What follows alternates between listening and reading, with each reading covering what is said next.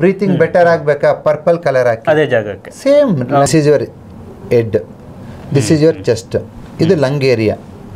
ಮಕ್ಕಳಿಗೆ just pressure ಕೊಡಿ, ಒಂದು 30 ಸೆಕೆಂಡ್ ಟು 1 ಮಿನಿಟ್ ಈ ಏರಿಯಾದಲ್ಲಿ ಪ್ರೆಷರ್ ಕೊಡಿ.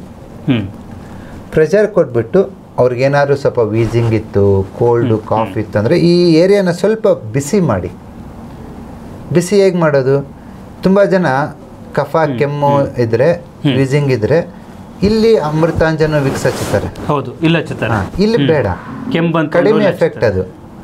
ಸೇಮ್ ಲಂಗ್ ರಿಫ್ಲೆಕ್ಸ್ ಇಲ್ಲಿರುತ್ತೆ. ರಾತ್ರಿ ಮಲಗಬೇಕಾದ್ರೆ ವಿಕ್ಸು ಮೆಂಥೋಪ್ಲಸ್ ಅಮೃತಾಂಜನ ಇಲ್ಲಿ ಹಚ್ಚಿ ಮಲಗಿಸಿ. ಈ ಏರಿಯಾ ಬಿಸಿ ಆದರೆ ಲಂಗ್ಸ್ ಬಿಸಿ ಆಗುತ್ತೆ. ವಿತಿನ್ 3 to 5 days ಅಲ್ಲಿ ಅದ್ಭುತವಾದ ರಿಸಲ್ಟನ್ನ ನೀವು ನೋಡ್ತೀರಾ. ಇಲ್ಲ ಸರ್ ನನ್ನ ಮಗಂದು ತುಂಬ ಕ್ರಾನಿಕ್ಕು, ನೆಬುಲೈಸೇಷನ್ ಇಡ್ತೀವಿ, ಕಫ ಕಟ್ಕೊಂಡ್ಬಿಟ್ಟಿದೆ ಅಂದರೆ ಇನ್ನೂ ಸ್ವಲ್ಪ ಹೈ ಡೋಸೇಜ್ ಕೊಡಿ, ಇನ್ನೂ ಸ್ವಲ್ಪ ಹೀಟ್ ಮಾಡಿ.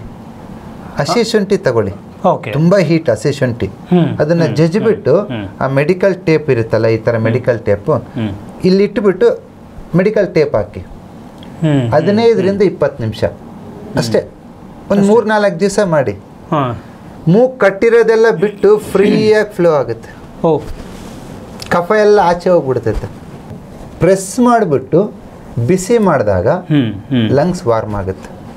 ಇವನ್ ನೀವು ಸ್ಕೈ ಬ್ಲೂ ಕಲರು ಆಗ್ಬೋದು. ಇದು ಲಂಗ್ಸ್ ಜಾಗಕ್ಕೆ ಈ ಥರ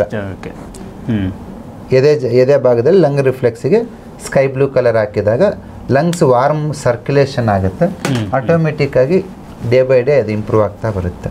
ಫಸ್ಟ್ 1 week 3 to 4 hours ಹಾಕಿ ಚೆನ್ನಾಗಾದ್ಮೇಲೆ ನೆಕ್ಸ್ಟ್ ವೀಕು 1 ವಾರಕ್ಕೆ 2 ಸತಿ ಹಾಕಿ ಆಮೇಲೆ ಸ್ಟಾಪ್ ಮಾಡಿ. ಇದು ರೈಟ್ ನ್ಯೂಸ್.